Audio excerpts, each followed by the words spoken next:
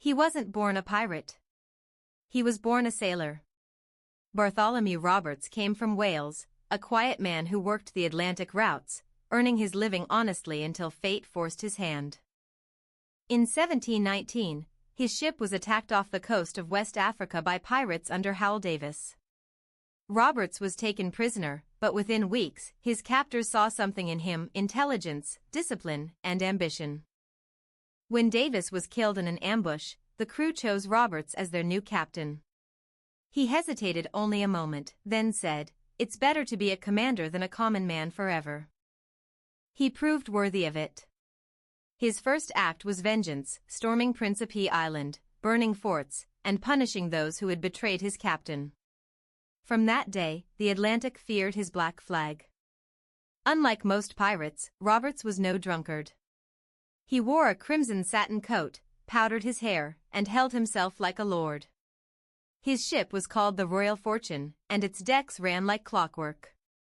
He forbade gambling and drunkenness. He demanded cleanliness and order. His men signed articles of conduct, rules that made his crew as disciplined as a navy. In 2 years, Roberts captured over 400 ships, merchantmen, war sloops, and treasure fleets alike. He moved faster than anyone could believe, striking Brazil 1 month and Sierra Leone the next. His style was surgical: no waste, no chaos, no mercy. He took what he wanted and sailed before the news reached the next port. Sailors called him Black Bart, though he hated the name. He preferred Bartholomew Roberts, because titles were for gentlemen, and he saw himself as one. In 1719, near Brazil, he attacked a fleet of 42 Portuguese ships, sailing straight at the largest, firing until its flag fell. He took the governor's ship as his own, the greatest coup of his career. Roberts treated his crew with fairness, dividing loot equally, punishing cowards, rewarding bravery. They followed him not out of fear, but respect. But the British Empire could not ignore him forever. Warships were sent from London and Barbados to hunt him. By 1722, Roberts was the most wanted man in the Atlantic.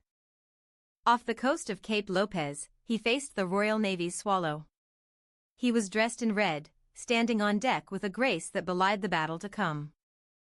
The first broadside ripped through the Royal Fortune. A grape shot struck Roberts in the throat. He fell without a sound. His crew carried his body below and fulfilled his final wish, to be buried at sea, unseen by his enemies. They wrapped him in his own flag, weighted him with iron, and let him sink beneath the waves he had ruled. When the Royal Navy boarded, they found his throne empty. The pirate king had returned to the deep, and with him, the golden age of piracy began to fade. Even now, sailors say that on stormy nights off West Africa, a crimson-coated figure walks the deck of a phantom ship, eyes bright as lightning, searching for the next horizon he'll never reach. Bartholomew Roberts, the gentleman pirate, proved that discipline can rule chaos and legends can sail without a crown.